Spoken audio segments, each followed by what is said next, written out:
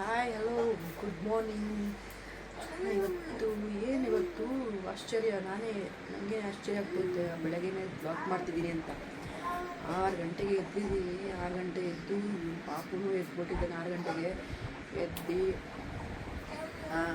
ಅವನಿಗೆ ಹಾಲು ಕುಡಿಸಿ ನಾನು ಅಲ್ಲಿ ಬ್ರಷ್ ಮಾಡಿ ಮುಖ ತೊಳ್ಕೊಂಡು ಇವಾಗ ಕೂತ್ಕೊಂಡಿದ್ದೀನಿ. 6 ಗಂಟೆಗೆ ಯಾಕೆಂದ ಅಂದರೆ ರಾತ್ರಿಯೆಲ್ಲ ನಿದ್ದೆ ಮಾಡಿದ್ದೀನಿ. ರಾತ್ರಿ ಚೆನ್ನಾಗಿ ನಿದ್ದೆ ಮಾಡಿದ್ದ. ಅದಕ್ಕೆ ಇವಾಗ ಎದ್ದು ಹಾಲು ಕುಡಿಸ್ಬಿಟ್ಟು ಇವಾಗ ಮಾಡ್ಕೊಂಡು ಆಡ್ತಾ ಇದ್ದಾನೆ. ನಾನು ಇವಾಗ ಕಾಫಿ ಕುಡಿದು ಇವತ್ತಿನ ವ್ಲಾಗಲ್ಲಿ ಏನೇನಾಗುತ್ತೆ ಅಂತ ವೀಡಿಯೋದಲ್ಲಿ ತೋರಿಸ್ತೀನಿ. ಹಾಗೆ ಈ ವ್ಲಾಗ್ ಇಷ್ಟ ಆದರೆ ಲೈಕ್ ಮಾಡಿ, ಶೇರ್ ಮಾಡಿ, ಕಮೆಂಟ್ ಮಾಡಿ, ಹಾಗೆ ಸಬ್ಸ್ಕ್ರೈಬ್ ಮಾಡೋದು ಮಾತ್ರ ಬರಬೇಡಿ. ಓಕೆ, ಆಮೇಲೆ 1 ಅವರ್ ಸಿಗ್ತೀನಿ. ಬಾಯ್. ಇವತ್ತು ಗುರುವಾರ ಆಗಿದ್ದರಿಂದ ಉಪ್ಪಿಟ್ಟು ಮಾಡೋರೆ ನಮ್ಮ ಮನೆಯಲ್ಲಿ. ಕಾಂಕ್ರೀಟು ಪರವಾಗಿಲ್ಲ ಗೈಸ್, ನಾನು ತಿಂತೀನಿ. ನಾನೇನು ಅದು ತಿನ್ನಲ್ಲ ಇದು ತಿನ್ನಲ್ಲ ಅಂತೆಲ್ಲ ಉಪ್ಪಿಟ್ಟು ತಿಂತೀನಿ. ನನಗೆ ಇಷ್ಟ, ಉಪ್ಪಿಟ್ಟು ಅಂದ್ರೂ ಇಷ್ಟ. ಇದೆಲ್ಲ ಇಷ್ಟ. ಕಾಣಿಸ್ತೈತಲ್ಲ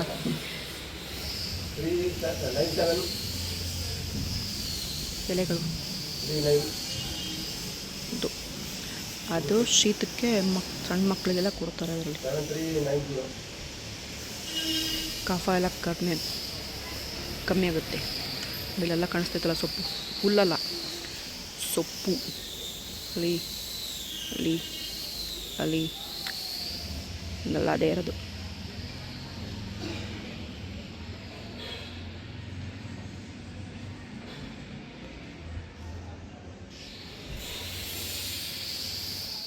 ಆ ಸೈಡಲ್ಲಿ ಅಷ್ಟು ಗಲೀಜೈತೆ, ಅಲ್ಲೋಗಿ ಕಿತ್ಕೊಂಡ್ಬರ್ತೀರಾ ಅಂತ ಅಂದ್ಕೊಂಡಿದ್ವಿ. ಅಲ್ಲಿ ಸೈಡಲ್ಲಿ ಅದಕ್ಕೆ ಕಿತ್ಕೊಂಡು ತೊಳ್ಕೊಂಡು ನೀಟಾಗಿ ತೊಳಿಬೇಕು. ತೊಳೆದ್ಬಿಟ್ಟು ಕೊಡಬೇಕು. ಹಂಗೆ ಕಿತ್ಕೊಂಡು ಕೊಡೋದಲ್ಲ. ನೀಟಾಗಿ ಕಿತ್ಕೊಂಡು ನೀಟಾಗಿ ತೊಳೆದು ನೀರಲ್ಲಿ ಚೆನ್ನಾಗಿ ತೊಳೆದು ಬಿಸಿನೀರಲ್ಲಿ ತೊಳಿಬೇಕು. ತೊಳೆದ್ಬಿಟ್ಟು ಆಮೇಲೆ ಕೈಯಲ್ಲಿ ಹಿಂಡಿ ರಸ ತೆಗೆದು ಉಪ್ಪು ಹಾಕ್ಬಿಟ್ಟು ಚೂರು ಒಂದೇ ಒಂದು ಸ್ವಲ್ಪ ಹಾಲು ಹಾಕಿ ಕುಡಿಸ್ಬೇಕು. ಕುಡಿಸಿದ ತಕ್ಷಣ ಹೊಟ್ಟೆ ಒಳಗೆಲ್ಲ ಮಿಕ್ಸ್ ಆಗಿ ಆಚೆ ಬಂದ್ಬಿಟ್ಟು ಎಲ್ಲ ಕಫ ಎಲ್ಲ ಒಂದು ವಾಮಿಟ್ ಮಾಡುತ್ತೆ. ಫಸ್ಟು ಮುಂಚೆ ಹೊಟ್ಟೆ ಫುಲ್ಲು ಹಾಲು ಕುಡಿಸ್ಬೇಕು. ಚೆನ್ನಾಗಿ ಹಾಲು ಕುಡಿಸಿ ಅದಾದಮೇಲೆ ಆ ಕಷಾಯ ಕೊಡಬೇಕು. ಕಷಾಯ ಕೊಟ್ಟು 2 ನಿಮಿಷಕ್ಕೆ 2 ನಿಮಿಷ 5 ನಿಮಿಷ ಒಳಗೆ ಎಲ್ಲ ಹೊಟ್ಟೆ ಒಳಗೆಲ್ಲ ಮಿಕ್ಸ್ ಆಗುತ್ತೆ. ಮಿಕ್ಸ್ ಆಗಿ ಫುಲ್ ಆಚೆ ಬಂದ್ಬಿಡುತ್ತೆ. ಕಫ ಎಲ್ಲ ಬಂದು ಸ್ವಲ್ಪ ಕ್ಲಿಯರ್ ಆಗುತ್ತೆ. ಕಫ ಗರಗರ ಅಂತ ಇರ್ತವ, ಚೆಸ್ಟ್ ಹತ್ರ ಗರಗರ ಅಂತ ಇರ್ಬೇಕಾದ್ರೆ ಸ್ವಲ್ಪ ಕ್ಲಿಯರ್ ಆಗುತ್ತೆ ಅಷ್ಟೇ. ಇದೊಂದು ಆಯುರ್ವೇದಿಕ್ ಗಿಡ ನಮ್ಮ ಪಕ್ಕದಲ್ಲೇ ಇದೆ. ಆಯುರ್ವೇದಿಕ್ ಸೈಟಲ್ಲೇ ಇದೆ. ನಾನು ನಿಮಗೂ ಅದೇ ಕಿತ್ಕೊಂಡು ಕೊಟ್ಟಿದ್ದೆ. ಅದು ಹೆಸರು ಗೊತ್ತಿಲ್ಲ. ಒಟ್ಟಿನಲ್ಲಿ ಎಲೆ ಚೆನ್ನಾಗೈತೆ. ನಿಮಗೂ ಬೇಕಾದರೆ ಹೇಳಿ, ಕೊರಿಯರ್ ಮಾಡ್ತೀವಿ. ಅಡ್ರೆಸ್ ಕಳಿಸಿ ಕಮೆಂಟಲ್ಲಿ. ನಿಮಗೂ ಬೇಕಾದರೆ ಕಳಿಸ್ತೀವಿ. ಆದರೆ ಹೆಸರು ಗೊತ್ತಿಲ್ಲ. ಏನೋ ಹೆಸರು ಗೊತ್ತಿದ್ದು ಕಮೆಂಟ್. ಇದೊಂದು ಆಯುರ್ವೇದಿಕ್ ಟಿಪ್ ಅಷ್ಟೇ ನಿಮಗೆ. ಓಕೆ, ಇದು ಎಲ್ಲ ಮಕ್ಕಳಿಗೂ ಕೊಡ್ತಾರೆ ಅಂತ ಗೊತ್ತಿಲ್ಲ. ಒಂದು ಸರ್ತಿ ಕೊಟ್ಟು ನಾವು ಒಂದು ಮಾರ್ನಿಂಗ್ ಕೊಟ್ಟಿದ್ವಿ. ಅವಳಿಗೆ ಸೆಟ್ ಆಯಿತು. ಈಗ ವಿಹಾನ್ಗೆ ಒಂದು ಚೂರು ಅದ್ರ ಜೊತೆ ಏನು ಮಿಕ್ಸ್ ಮಾಡಿಲ್ಲ, ಬರೀ ಆ ಎಲೆ ರಸ ಮಾತ್ರ ಕೊಟ್ಟಿದ್ದು. ಒಂದು ಸರ್ತಿ ಟ್ರೈ ಮಾಡಿದ್ದಕ್ಕೆ ವರ್ಕ್ ಆಯಿತು. ನೀವು ಒಂದು ಸರ್ತಿ ಕೇಳಿ ನೋಡಿ ಕೊಡ್ಬೋದಾ ಏನು ಅಂತ. ಎಲೆ ತೋರಿಸ್ಬಿಟ್ಟು ಅದು ಎಲೆ ಗೊತ್ತಿದ್ರೆ ಮುಂದೆ ಹೇಳ್ತೀನಿ, ವೀಡಿಯೋದಲ್ಲಿ ಕೊನೆಗೆ ಹೇಳ್ತೀನಿ. ಗೊತ್ತಿಲ್ಲ ಅಂದರೆ ಕಮೆಂಟ್ ಮಾಡಿ ನೀವೇ, ಓಕೆನಾ? ಇಲ್ಲಾಂದರೆ ನಾನೇ ಒಂದು ಸತಿ ಕೇಳಿ ನೋಡ್ತೀನಿ. ಯಾರಾದರೂ ನೀವು ಕೇಳಿ ಕೊಡಿ ಅಷ್ಟೇ. ಸಣ್ಣ ಮಕ್ಕಳಿಗೆ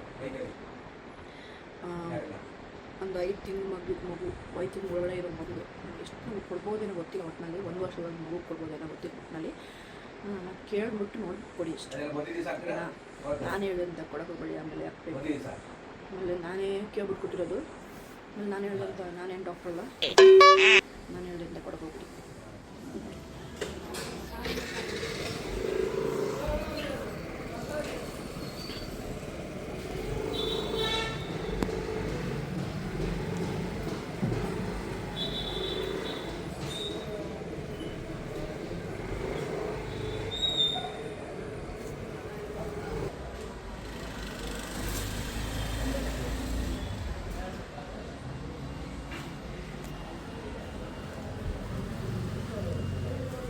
ನೋಡಿ ಗೈಸ್, ಮರ ಕಟ್ ಮಾಡ್ತವ್ರೆ.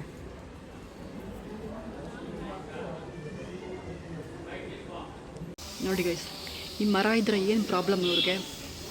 ಈ ಮರನೂ ಕಡಿತಾರಂತೆ.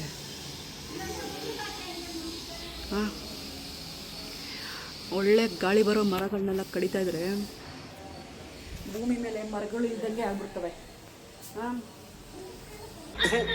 ಈ ಬಡತವಿಂದ ದೇಶ ಉದ್ಧಾರ ಆಯ್ತದ. ಗಿಡ ಮರ ಬೆಳೆಸಿ ಹಸಿರು ಉಳಿಸಿ ಅಂತ ಇದ್ದರೆ ಇವರು ಮರಗಳನ್ನೇ ಕಟ್ ಮಾಡ್ತಾವ್ರೆ, ಗಾಳಿ ಬರೋ ಮರಗಳನ್ನೇ ಕಟ್ ಮಾಡ್ತಾರೆ. ಇವ್ರೇನು ಇನ್ನೇನು ಉಸಿರಾಡ್ಬೇಕಾರೆ ಇನ್ನೇನು ಬೇರೆ ಉಸಿರಾಡ್ತಾರ? ಇಷ್ಟಿಷ್ಟು ದೊಡ್ಡ ಮರಗಳನ್ನೆಲ್ಲ ಕಡ್ದ್ಬಿಟ್ರೆ ಎಲ್ಲೋಗ್ತಾರೆ ಉಸಿರಾಡೋಕ್ಕೆ ಜನಗಳು? ಭೂಮಿ ಮೇಲೆ ಮರಗಳು ಇರೋಕ್ಕೆ ಅವಕಾಶ ಕೊಡ್ತಾಯಿಲ್ಲ ಇಲ್ಲಿರೋರೆಲ್ಲ. ನೋಡಿ ಎಂಥ ಪರಿಸ್ಥಿತಿ ಬಂತು ಜನಗಳಿಗೆ. ದುಡ್ಡಿಗೋಸ್ಕರ ಮರಗಳನ್ನೇ ಮಾರ್ತಾರೆ.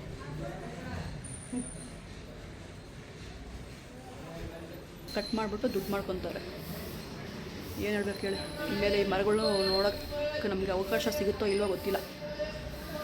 ಎಲ್ಲ ಕಟ್ ಮಾಡ್ಕೊಂಡು ದುಡ್ಡು ಮಾಡ್ಕೊತಾರೆ. ಒಂದು ಮರ ಕಟ್ ಮಾಡಿದ್ರು ಇವಾಗ ಇನ್ನೊಂದು ಮರ ಕಟ್ ಮಾಡೋಕ್ಕೆ ಪ್ಲಾನ್ ಮಾಡ್ತಾವ್ರೆ. ಆದರೆ ಗಾಡಿ ಅಡ್ಡ ಆಗ್ತಾಯಿದೆ. ನೋಡಿ ಎಷ್ಟು ಚೆನ್ನಾಗಿದೆ ಒಂದು ಚಿಟ್ಟೆ ಹೆಂಗೆ ಕಾಣಿಸ್ತೈತೆ ನೋಡಿ ಅಲ್ಲಿ.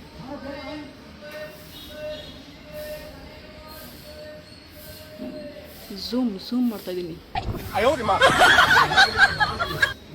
ಎಷ್ಟು ಬೇಜಾರಾಗುತ್ತೆ ನೋಡಿ. ಅವು ನಮ್ಮ ಥರನೇ ಜೀವ ಅಲ್ವಾ?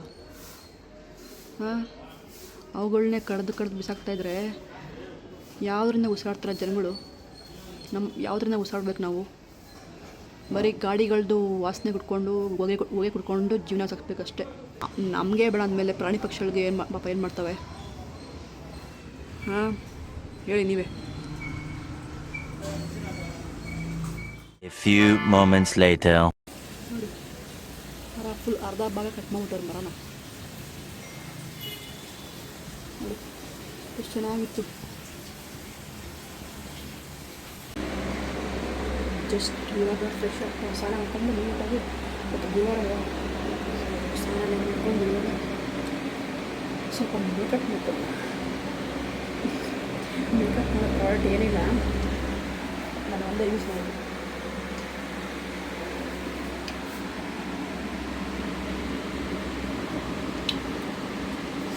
ಜಸ್ಟ್ ಚೂರು ಹಾಕ್ಬೋದು.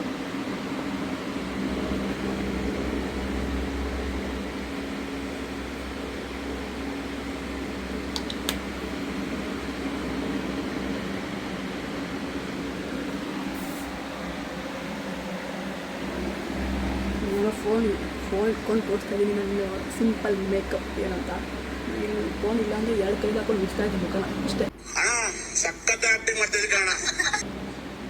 ಮಾಡ್ತಾ ಇರೋದು.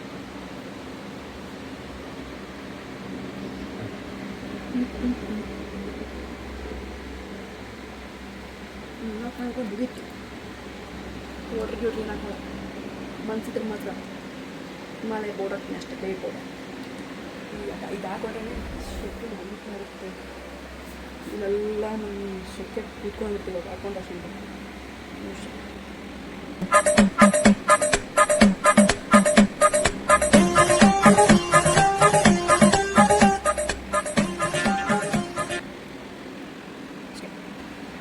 ಇದೊಂದು ಗಂಧ ಇಟ್ಬಿಟ್ರೆ ದೇವ್ರ ಕೈ ಮುಟ್ಬಿಟ್ಟು ಮುಗೀತು.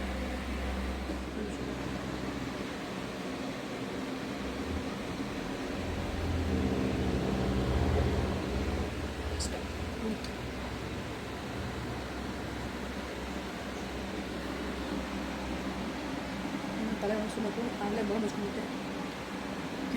ತಲೆ ಮುಗಿಸ್ಕೊಂಡು ಆಮೇಲೆ ಸಿಗ್ತೀನಿ. ಆಮೇಲೆ ಹೋಗ್ತೇವೆ ಸಿಕ್ಕಿಬಿಟ್ಟೆ. ಹೋಗಿ ಕಾಣಿಸ್ತೀನಿ. ಈ ಒಂದು ಅದ್ಭುತವಾದ ಕ್ಷಣಕ್ಕೆ ಭಾರತವೇ ಸಾಕ್ಷಿಯಾಗಿದೆ. ಅಷ್ಟೇ ಮುಗಿತು ಮೇಕಪ್, ಅಷ್ಟೇ ಮೇಕಪ್. ಆಚೆ ಹೋಗ್ಬೇಕಾದ್ರೆ ಮಾತ್ರ ಏನು ಹಾಕಲ್ಲ. ಆಚೆ ಹೋಗ್ಬೇಕಾದ್ರೆ ಏನು ಹಾಕಲ್ಲ. ಮನ್ಸಿದ್ರೆ ಮಾತ್ರ ಹಾಕೊಂತೀವಿ, ಇಲ್ಲಂದ್ರೆ ಇಲ್ಲ. ಅದು ಇಲ್ಲ. ಅಷ್ಟೇ ಮುಗೀತು. ಮಧ್ಯಾಹ್ನ ಆಲೂ ಪಾಲಕ್ ಮಾಡಿದ್ರು. ಎಲ್ಲ ಆಲೂಗಡ್ಡೆನೇ ಕಾಣಿಸ್ತಾ ಇಲ್ಲ, ಎಲ್ಲ ಬರೀ ಪಾಲಕ್ ಗ್ರೇವಿ ಮಾತ್ರ ಕಾಣಿಸ್ತೈತೆ. ಆಲೂಗಡ್ಡೆ ಎಲ್ಲ ಖಾಲಿ, ಆಲೂಗಡ್ಡೆ ಎಲ್ಲ ಕಲೆ ಹೊಟ್ಟೈತೆ.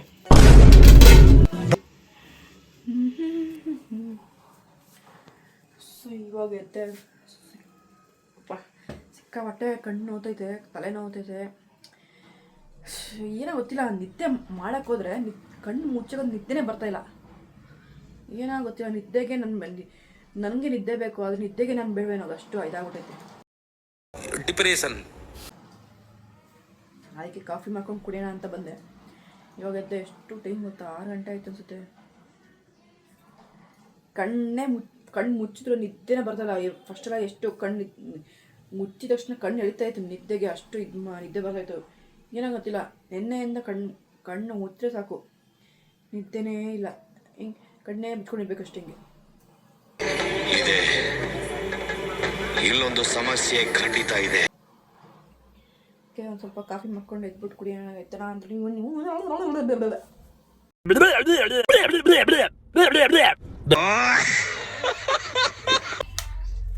ಮೂರಲ್ಲೂ ಮಳೆ ಇಲ್ಲ, ಇಲ್ಲೂ ಮಳೆ ಇಲ್ಲ. ಇಲ್ಲಂತೂ ಬೆಂಗಳೂರಲ್ಲಂತೂ ಮಳೆ ಇಲ್ಲ ಬಿಡಿ, ಮಳೆ ಬಂದೇ ಇಲ್ಲ. ಒಂದು ಚೂರು ಸುಳುವು ಕೂಡ ಇಲ್ಲ ಮಳೆದು. ನಮ್ಮ ಪಾಪುನ ತೋರಿಸ್ಲಾ?